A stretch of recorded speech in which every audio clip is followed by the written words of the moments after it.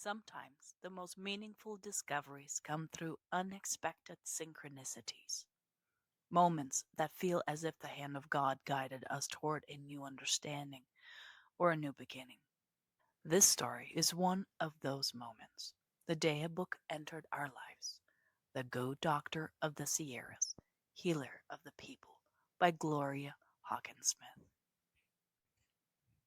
Through interviews, recollections, articles, and photographs, the book shares the humble and powerful story of a man named Frank Andre, a remarkable man who lived near Placerville, California from 1918 to 1959, and who became known through the region as the Goat Doctor of the Sierras. I think I've read the Goat Doctor's book like 150 times. I'm not kidding. And each time I read it, I find myself in there. Today, I'm giving homage to Andre and all his great works. We're actually up in Mosquito today. It was about 2002, somewhere in there. I didn't know anything about this guy until Gloria came into my office, and it turned out later that Gloria was the author of a book by the same name, The Goat Doctor. And Gloria wrote this book about this man and his healing power to pretty much fix anybody's back and other health issues.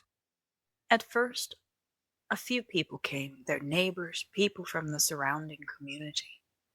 They had seen Frank rise from years of illness, and though his methods were different, they believed he held insight into healing. His adopted mother, Annie, was known for her knowledge of natural remedies and an intuition many trusted. As time passed, more people sought them out, bringing increasingly complex illnesses. Eventually, Frank becoming the one who did most of the healing work, and hundreds of people would line the road leading up to their cabin. He never claimed to heal. He said he only made adjustments, and that the intuitive sense allowed him to understand a person's condition through touch. It is a gift from God, Frank said. I don't pretend to understand it. I only try to use it as he would want me to heal. Between the early 1900s and later, when Mr. Andre died in 1959, between those years, Andre became a master healer. Determined that his story would not be lost, Gloria Hawkins Smith compiled the most personal accounts, letters, and interviews from those who came to him and their relatives, preserving a legacy of healing, faith, and a human connection into this book. I was working in Nevada City, and Gloria sat down, and she told me that she came all the way to Nevada City to see me because she heard about my work from all the people I was working on. And so she observed my work for several months, unbeknownst to me, through other people, and decided that I was a similar type of practitioner. I've been working since about 1977, in which I had a death experience. That's a whole nother video. Gloria and Andre changed my life significantly because right after Gloria came to see me, she invited me up here. And she invited me to the actual spot where Andre's cabin was. It had burnt down long ago. And there was about, I don't know, maybe 80 to 100 people waiting when I got here. Because Gloria, she invited them. And We all walked the land in tears that day. And people described some of their experiences with Andre, and I got to hear how they got well. Frank Andre's story does not end here. It really begins with every single person picking up that pathway for themselves and looking for the answers. And the answers are available. It's really finding that path to where you are led to the result that you're after. You see, many people drove up that insane road with all the tremendous switchbacks and angles and the conditions of the weathers and such by the hundreds every single day to go seek out an answer that they had been told that they couldn't find in an alternative way, in a unique way, and from an unusual source.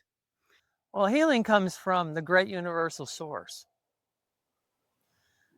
And that source is always available to us. See, that's the part people aren't getting.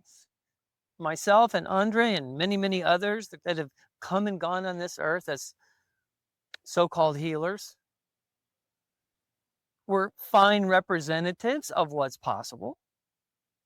We are just people who've decided to educate ourselves in a certain way so that we could exclaim holiness is true and real for ourselves. And when we did that, we started having the idea that could be true and real for others. And from that day forward, for myself and for Andre, we started being the reflected mirror, not the source, the reflected mirror of the source that says more is possible. Health is possible. Life is possible. Joy is possible. Happiness is possible. Where you no longer give in to the dark ideas of limitation and ill health, etc. There are many beautiful stories and legacies that people leave when they become aligned with nature, when they become centered with their purpose, when they just open up and allow the universe or God to work through them. Such stories, as wonderful as they are, one, they should not be forgotten because the continuation of those lessons that are available for each and every person to learn from, such as do not settle for a fact that you've been told that a certain condition or a certain illness is that's it, the final point, that is what you have to live with. I want to thank everybody for joining me today. I'm Adam Miller, spiritual healer, and my story today about Frank Andre, the greatest spiritual healer that ever lived in the 20th century, and my story about how I feel that I'm connected to him. Thank you for listening to all my reflections about Gloria and my time here. I'm standing in front of the area where Andre's cabin was today.